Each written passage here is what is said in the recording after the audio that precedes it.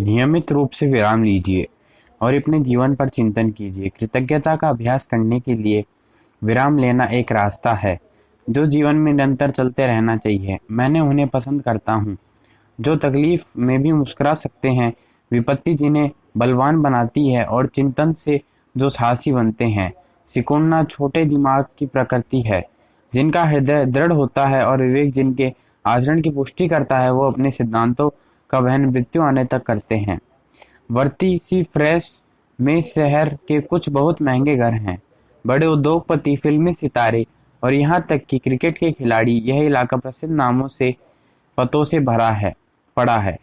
मैंने एक ऊपर उठ रहे निर्माणाधीन भवन की ओर इशारा करते हुए कहा, वह मेरे जीवन का नगीटम मित्र का भवन है। हैरी ने मुझे आश्चर्य से देखा। मैं ऐसा मानता था कि संभवतः मैं ही आपका सबसे धनी मित्र हूँ। उसने भोलेपन से कंधे उचकाते हुए कहा, निसंदेह तुम उनमें से एक हो। तुम्हारी आयु का कोई व्यक्ति तुम्हारी सफलता की बराबरी नहीं कर सकता, लेकिन ये लोग दूसरी तरह के हैं। इस भवन में 10 माले होंगे।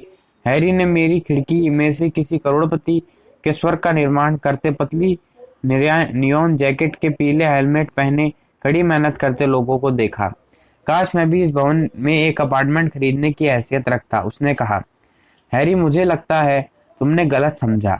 ये सभी 10 तल उस व्यवसायी के परिवार के लिए ही होंगे, कोई अलग अपार्टमेंट नहीं होंगे। अपने मित्र के खुले मुंह को देखते हुए मैंने कहा, सच तो ये है, यह व्यक्ति तुमसे अधिक नहीं तो तुम्हारे जितना कठिन श्रम तो करता ही है। यह व्यक्ति भारत की सबसे समृद्ध कंपनियों में से एक कंपनी का अध्यक्ष और मुख्य कार्यपालक अधिकारी है। मैं उसे निजी तौर पर जानता हूँ और इसलिए यह भी जानता हूँ कि वह सदा सकारात्मक चिंतन के लिए समय निकालता है। यह मनोविज्ञान है। जब हम जो हमें मिला है उसके प्रति कृतज्ञ होते हैं तो हम और अधिक की प्राप्ति की ओर अग्रसर होते हैं, अन्यथा हम अपने सामने वाले अवसरों को गवा देते हैं। यह व्यवसाय के लिए भी उतना ही बड़ा सच है जितना संबंधों के लिए। हमें अपनी कृतज्ञताओं को प्राथमिकता देनी चाहिए और इसलिए हमें अनिवार्य विराम का बटन दबाना चाहिए ताकि हम जीवन को सही तरीके से जीने का समय निकाल सके। हैंस क्रिश्चियन एंडरसन ने कहा था, जब शब्द हार जाते हैं संगीत बोलता है, लेकिन ऐसा तभी होता है जब आपके पास उसे सुनने का समय हो। 10 वर्षों से भी पहले एक छोटा सा साधारण आलेख अमेरिका के प्रमुख समाचार पत्र द वॉशिंगटन पोस्ट में छपा था। हालांकि यह अखबार वहां का राष्ट्रीय राजनीतिक परिषद्य प्रस्तुत करने के लिए प्रसिद्ध है, यह एक अलग सा समाचार था, एक सामाजिक प्रयोग के संबंध में जिसने हमारे समाज की कड़वी सच्चाई को निरूपित किया। मध्य स्तर के अधिकांश नौकरशाह ले फॉन्ट प्लाजा पर उतरते, जो कि केंद्रीय वाशिंगटन के हृदय में स्थित है। 12 जनवरी 2007 शुक्रवार के दिन जब लोग अपने काम पर दौड़ने के पहले कॉफी सुड़कते हुए डोनट्स खा रहे थे तो स्टेशन के भीतर डस्टबिन के निकट जीन्स और टी शर्ट पहने एक साधारण सा आदमी वायलिन बजा रहा था। मुंबई जैसे शहर में सार्वजनिक स्थल पर संगीत बजाना किसी व्यक्ति के लिए बहुत सम्मानजनक नहीं समझा जाएगा, लेकिन अमेरिकी सोच इस मामले में हमसे मित्र है। वे इस पेशे को एरी कैसी के से नहीं जोड़ते, लेकिन गरीबी का लक्षण भी नहीं मानते। उन्हें सार्वजनिक कलाकार के रूप में देखा जाता है, जो कभी कभी खासी भीड़ और मीडिया को भी आकर्षित कर लेते हैं। जब आप किसी सार्वजनिक स्थल पर किसी को संगीत बजाते हुए देखते हैं तो क्या रुककर उसे सुनते हैं? क्या सदेहता दिखाने के लिए आप कभी कुछ पैसा देते हैं? क्या आप समय की कमी के अपराध बोझ से वहां से तेजी से गुजर जाते हैं? उस सर्दी की सुबह वॉशिंगटन पोस्ट ने यह जानने के लिए एक प्रयोग किया, लोग सुनने के लिए रुकेंगे जब विश्व का एक श्रेष्ठतम शास्त्रीय संगीतज्ञ, अब तक का सबसे नायाब संगीत, अब तक के सबसे मूल्यवान वायलिन पर बजा रहा होगा। क्या जैसे वे कैपिटल हिल में उसे सुनने के लिए दौड़ते हैं, यहाँ मुफ्त में उस संगीत प्रतिभा को सुनने के लिए पहली पंक्ति में स्थान स्वीकार करेंगे या इस अवसर को गवा देंगे? वह कलाकार देश विदेश के प्रसिद्ध वायलिनिस्ट जोशुआ बेल था। इस प्रयोग के समय उसकी उम्र 29 वर्ष थी। वेल कॉन्सर्ट हॉल के बजाय मेट्रो के हॉल में था और प्रशंसक भीड़ के बजाय ऐसी भीड़ थी जो संभवतः उसे अनदेखा कर सकती थी। बैल ने बोस्टन को राजकीय सिम्फनी हॉल को भर दिया था, जहां साधारण सीटें भी $100 में बिकती थी। यह संदर्भ अनुमति और प्राथमिकताओं की परीक्षा थी। क्या लोग उस सौंदर्य को सराहने के लिए थमेंगे जो ठीक उनकी आंखों के सामने होगा? बेथ बचपन से ही गजब का कलाकार था। उसके मनोवैज्ञानिक माता पिता ने जब अपने 4 साल के बच्चे को साइड कैबिनेट के साथ पिच बदलने के लिए रबर बैंड्स खींचकर खोलकर और बंद करके संगीत रचना करते देखा तो उसे विधिवत संगीत शिक्षा दिलाने का निर्णय लिया। उसकी प्रसिद्धि लड़कपन में ही फैल गई थी। एक पत्रिका के साक्षात्कार में उसके संगीत पर टिप्पणी की गई थी, हमें यह याद दिलाता है कि मनुष्य जीने का कष्ट क्यों करता है। लेकिन क्या ट्रेन के स्टेशन से गुजर रहे लोगों ने उसे यह बताया?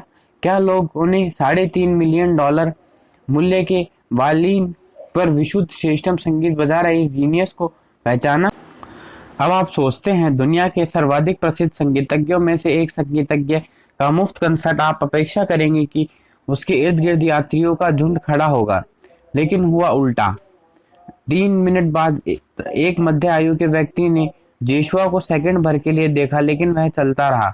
इसके 30 सेकंड बाद एक महिला ने उसके सामने $1 फेंका और तेजी से आगे निकल गई। 6 मिनट बाद कोई दीवार के सहारे झुका और संगीत सुनने लगा। आंकड़े निराशाजनक थे। उन 45 मिनटों में जब जोशुआ बेल ने वहां संगीत बजाया, 7 व्यक्ति कम से कम 1 मिनट के लिए रुके और 27 लोगों ने पैसा दिया, जो कुल मिलाकर $32 बना। कुछ ही फीट दूर पर 1070 अन्य लोग इस चमत्कारिक घटना से बेखबर थे। द वॉशिंगटन पोस्ट ने बैल की पूरी प्रस्तुति को गुप्त रूप से रिकॉर्ड किया और उस दौरान घंटी हर घटना को जोड़कर एक टाइम लैप्स वीडियो बनाई। इस त्वरित घटनाक्रम में हालांकि वादक की गतिविधियां प्रवाहमान अनुग्रहण पूर्ण थी, फिर भी वह अपने श्रोताओं से इतना दूर लग रहा था। आश्चर्यजनक अनसुना परलोकी कि आप खुद सोचेंगे कि वह वास्तव में वहां था या नहीं था, एक भूत की तरह। और तभी आप पाएंगे कि केवल वही है जो शाश्वत है, बाकी सभी भूत है।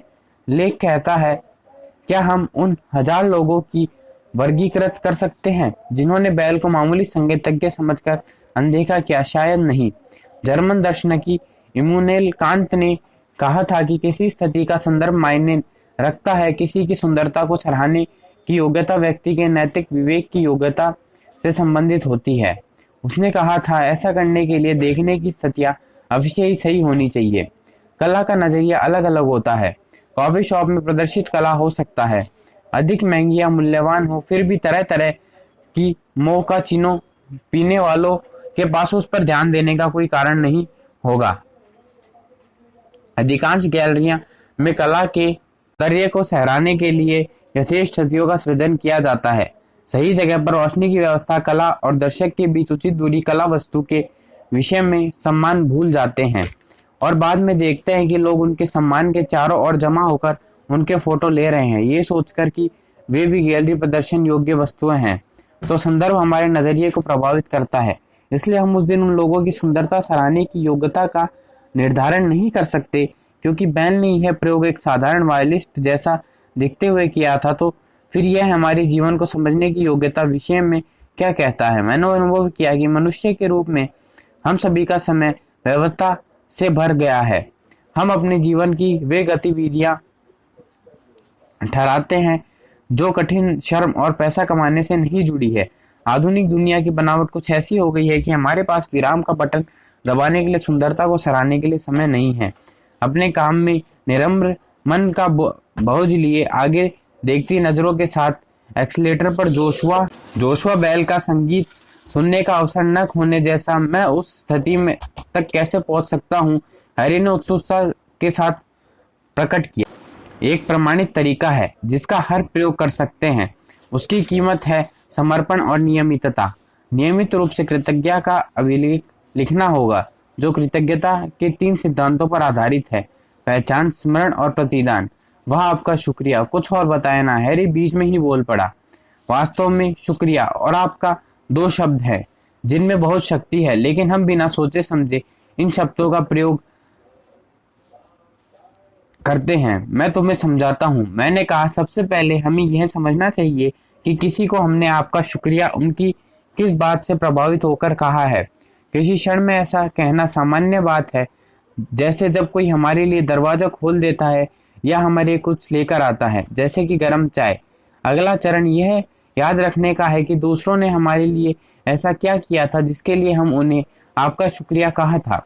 कृतज्ञता विकसित करने का सबसे श्रेष्ठतम तरीका है मन अपने विचारों के साथ बिना किसी भटकाव के इस बात पर ध्यान देना है कि किसने हमारी किस प्रकार सहायता की है। हमें अपनी कृतज्ञता को नियमित रूप से व्यक्त करने का आदी बनाना है। हैरी ने हूं करते हुए सहमति से गर्दन हिलाई। जैन उन क्षणों में वह किसी के बारे में सोच रहा था। अंततः हमें प्रतिदान करना चाहिए। हमें शुक्रिया के भाव को अपने जीवन में उतारना चाहिए। धन्यवाद कहने और अनुभव करने के भाव को हम अगले स्तर पर अपनी क्रियाओं के माध्यम से पहुंचा पाते हैं। शब्दों और अनुभवों से आगे ईमानदार प्रतिदान ही कृतज्ञतापूर्ण जीवन जीने का सबसे टिकाऊ उपाय है। जो अब बताओ, तुम किसके प्रति कृतज्ञ हो? मैं समझता हूँ कि मुझे इस ट्रैफिक जाम के प्रति कृतज्ञ होना चाहिए, जिसकी वजह से मुझे आपके साथ समय बिताने का अवसर मिला। आसपास लगातार बज रहे हॉर्नों के बीच मैंने कृतज्ञता के अभिलेख को और अधिक विस्तार से समझाया।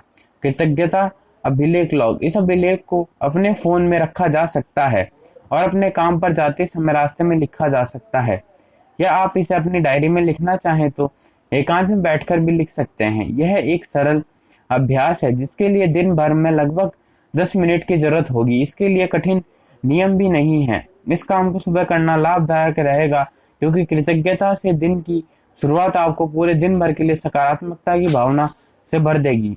अभ्यास। हमें पिछले 24 घंटों पर ध्यान देना चाहिए और 3 में से 5 लोगों या स्थितियों को चुनिए जिनके लिए आपको कृतज्ञ होना चाहिए।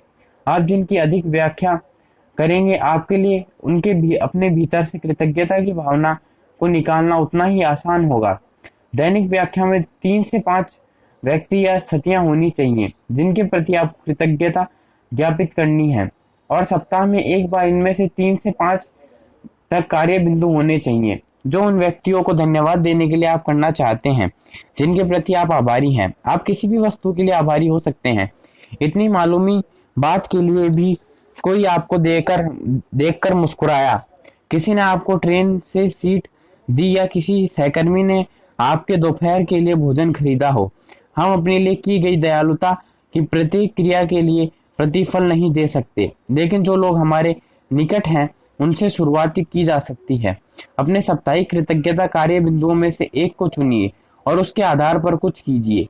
क्या आपने अपनी पत्नी को रात्रि भोज पकाने के लिए धन्यवाद किया? क्या आपने अपनी माँ को आपके कपड़े धोने के लिए धन्यवाद किया? क्या आपने अपने साथी को बिल अदा करने के लिए धन्यवाद किया? सबसे जरूरी यह है कि धन्यवाद करने के लिए आप क्या कदम उठाएंगे। इन सब बातों को लिख लीजिए और फिर उसी खुशी का अनुभव कीजिए जो आपका तब महसूस हुई थी जब आपके लिए ये सब सुखद कार्य किए गए थे। हम अभी भी भीड़ में गाड़ियों के बम्परों के बीच फंसे थे।